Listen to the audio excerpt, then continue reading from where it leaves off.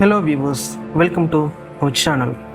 ನೀವು world war, Vietnam war, America Afghan war, Kargil war ಎಲ್ಲ ವಾರ್ಗಳನ್ನು ಕೇಳಿರಬಹುದು. ಆದರೆ ನೀವು ವಿಶ್ವದಲ್ಲೇ ನಡೆದ ಅತ್ಯಂತ ಕಡಿಮೆ ಅವಧಿಯ ಯುದ್ಧವನ್ನು ಕೇಳಿದ್ದೀರಾ?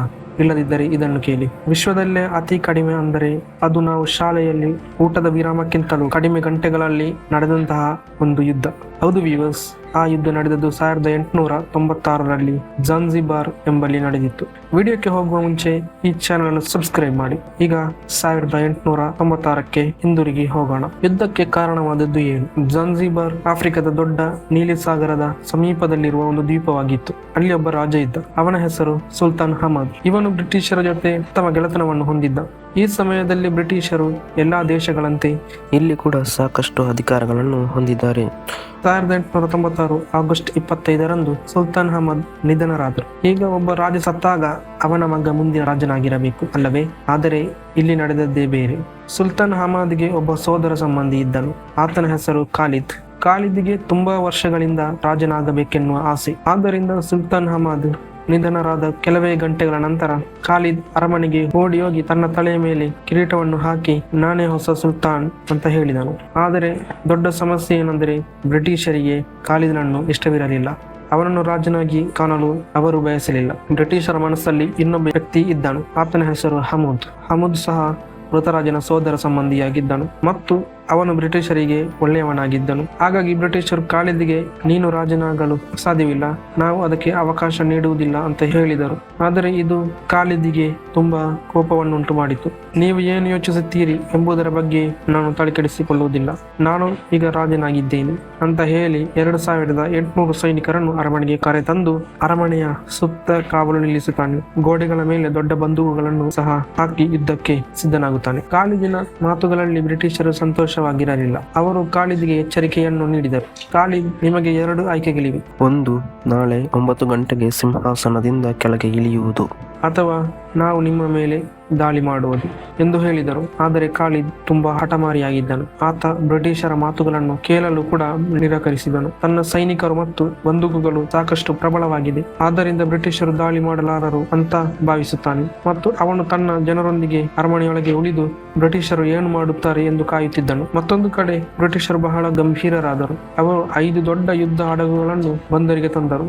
ಈ ಹಡಗುಗಳು ಬಹಳ ದೊಡ್ಡ ಬಂದೂಕುಗಳನ್ನು ಹೊಂದಿದ್ದು ಮತ್ತು ಬಂದೂಕುಗಳು ಅರಮನೆಯ ಕಡೆಗೆ ನೇರವಾಗಿ ಇಟ್ಟಿದ್ದರು. ಬ್ರಿಟಿಷರು 900 ಸೈನಿಕರನ್ನು ನೆಲಕ್ಕೆ ಇಳಿಸಿದರು. ಈ ಸೈನಿಕರ ಬಳಿ ಕೂಡ ಬಂದೂಕುಗಳಿದ್ದು ಅವರು ಕೂಡ ಯುದ್ಧಕ್ಕೆ ಸಿದ್ಧರಾದರು. ಈಗ 2 ಕಡೆಯವರು ಯುದ್ಧಕ್ಕೆ ಸಿದ್ಧರಾಗಿದ್ದರು. ಆದರೆ ಜಾನ್ಜಿಬಾರ್ನ ಜನರು ಯುದ್ಧವನ್ನು ಬಯಸಿರಲಿಲ್ಲ ಮತ್ತು ಖಾಲಿದ್ ತನ್ನ ಮನಸ್ಸನ್ನು ಬದಲಾಯಿಸಲು ಇಲ್ಲ. ಆಗಸ್ಟ್ 27 ಸರಿಯಾಗಿ 9 ಗಂಟೆಗೆ ಬ್ರಿಟಿಷರು ಅರಮನೆಯ ಕಡೆ ನೋಡುತ್ತಾರೆ. ಖಾಲಿದ್ ಇನ್ನು ಅಲ್ಲಿಯೇ ಇದ್ದನು. ಅವನು ಸಿಂಹಾಸನದಿಂದ ಕೆಳಗಿಳಿಯಲಿಲ್ಲ. ನಿಮಗೆ ಕೊಟ್ಟ ಸಮಯ ಮುಗಿಯಿತು ಅಂತ ಹೇಳಿದರು ಮತ್ತು 9 ಗಂಟೆ 2 ನಿಮಿಷಕ್ಕೆ ಬ್ರಿಟಿಷ್ ಹಡಗುಗಳು ಮೊದಲ ಗುಂಡು ಹಾರಿಸಿದವು.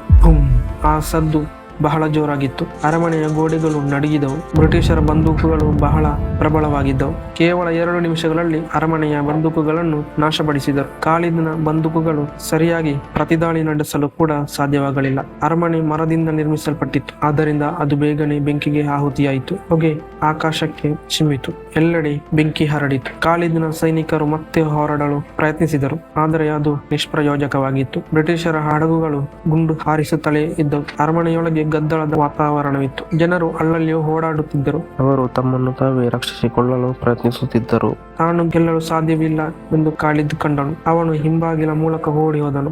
ಜರ್ಮನರು ಅವನಿಗೆ ಸ್ನೇಹಿತರಾಗಿದ್ದರು, ಆದ್ದರಿಂದ ಖಾಲಿದ್ ಜರ್ಮನ್ನಲ್ಲಿ ದೂತಾವಾಸಕ್ಕೆ ಓಡಿ ಹೋದನು. 9 ಗಂಟೆ 40 ನಿಮಿಷಕ್ಕೆ ಬ್ರಿಟಿಷರು ಗುಂಡು ಹಾರಿಸುವುದನ್ನು ನಿಲ್ಲಿಸಿದರು. ಅರಮನೆಯು ಮುರಿದು ಸುಟ್ಟು ಹಾಕಲಾಗಿತ್ತು ಮತ್ತು ಯುದ್ಧ ಮುಗಿದಿತ್ತು. ಇದು 9 ಗಂಟೆ 2 ನಿಮಿಷಕ್ಕೆ ಪ್ರಾರಂಭವಾಗಿ 9 ಗಂಟೆ 40 ನಿಮಿಷಕ್ಕೆ ಕೊನೆಗೊಂಡ ಯುದ್ಧವಾಗಿತ್ತು.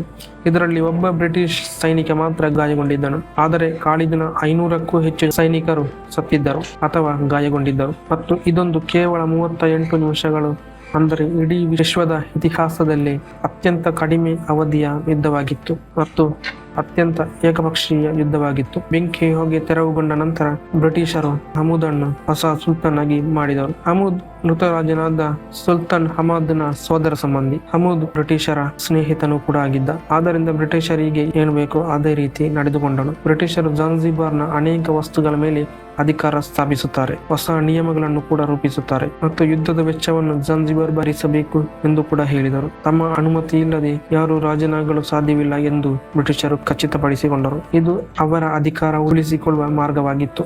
ಓಡಿ ಹೋದ ಖಾಲಿದ್ ಅಷ್ಟು ಸುಲಭವಾಗಿ ಬಿಟ್ಟುಕೊಡಲಿಲ್ಲ. ಅವನು ತನ್ನ ಸಿಂಹಾಸನವನ್ನು ಮರಳಿ ಪಡೆಯಲು ಬಯಸಿದನು. ಆದರೆ 6 ವರ್ಷಗಳ ನಂತರ ಬ್ರಿಟಿಷರು ಆತನನ್ನು ಬಂಧಿಸಿದರು. ಅವನನ್ನು ದೇಶಭ್ರಷ್ಟನಾಗಿ ವಾಸಿಸಲು ದೂರಕ್ಕೆ ಕಳಿಸಿದರು. ಗಡೀಪಾರು ಎಂದರೆ ಎಂದಿಗೂ ಮನೆಗೆ ಮರಳಲು ಸಾಧ್ಯವಿಲ್ಲ ಎಂದರ್ಥ. ಯುದ್ಧದ ನಂತರ ಜಾನ್ಜಿಬಾರ್ನ ಜೀವನ ಬದಲಾಯಿತು. ಬ್ರಿಟಿಷರು ನಿಜವಾದ ಮೇಲಾಧಿಕಾರಿಗಳಾದರು. ಸುಲ್ತಾನ್ ಎಂಬುದು ಕೇವಲ ಒಬ್ಬ ವ್ಯಕ್ತಿಯಾದನು. ವ್ಯಕ್ತಿ ಎಂದರೆ ರಾಜನಂತೆ ಕಾಣುವ ಆದರೆ ನಿಜವಾದ ಅಧಿಕಾರವಿಲ್ಲದ ವ್ಯಕ್ತಿ. ಜಾನ್ಜಿಬಾರ್ನ ಜನರು ಬ್ರಿಟಿಷ್ ನಿಯಮಗಳನ್ನು ಪಾಲಿಸಬೇಕಾಯಿತು. ಇನ್ನು ಮುಂದೆ ತಮ್ಮ ಸ್ವಂತ ರಾಜನನ್ನು ಆಯ್ಕೆ ಮಾಡಲು ಕೂಡ ಸಾಧ್ಯವಾಗಲಿಲ್ಲ. ಅರಮನೆಯನ್ನು ಪುನಃ ನಿರ್ಮಿಸಿದರು. ಆದರೆ ಈ ಸಣ್ಣ ಭಯಾನಕ ಯುದ್ಧದ ನೆನಪುಗಳು ಇತಿಹಾಸದ ಪುಸ್ತಕಗಳಲ್ಲಿ ಶಾಶ್ವತವಾಗಿ ಉಳಿಯಿತು. ಒಂದು ಸಣ್ಣ ದ್ವೀಪವು ದೊಡ್ಡ ಸಾಮ್ರಾಜ್ಯದ ವಿರುದ್ಧ ಹೋರಾಡಿದಾಗ ಯುದ್ಧವು ತುಂಬಾ ಚಿಕ್ಕದಾಗಿ ಇರುತ್ತದೆ ಮತ್ತು ತುಂಬಾ ನೋವಿನಿಂದ ಕೂಡಿರುತ್ತದೆ ಎಂದು ಎಲ್ಲರಿಗೂ ಕಲಿಸಿತು. ಸ್ನೇಹಿತರೆ, ಇದೇ ವಿಶ್ವದ ಅತಿ ಕಡಿಮೆ ಅವಧಿಯಲ್ಲಿ ನಡೆದ ಯುದ್ಧವಾಗಿದೆ. ವಿಡಿಯೋ ಇಷ್ಟವಾಗಿದ್ದರೆ ಲೈಕ್ ಮಾಡಿ, ಶೇರ್ ಮಾಡಿ ಮತ್ತು ಚಾನಲ್ ಅನ್ನು ಸಬ್ಸ್ಕ್ರೈಬ್ ಮಾಡಲು ಮರೆಯಬೇಡಿ.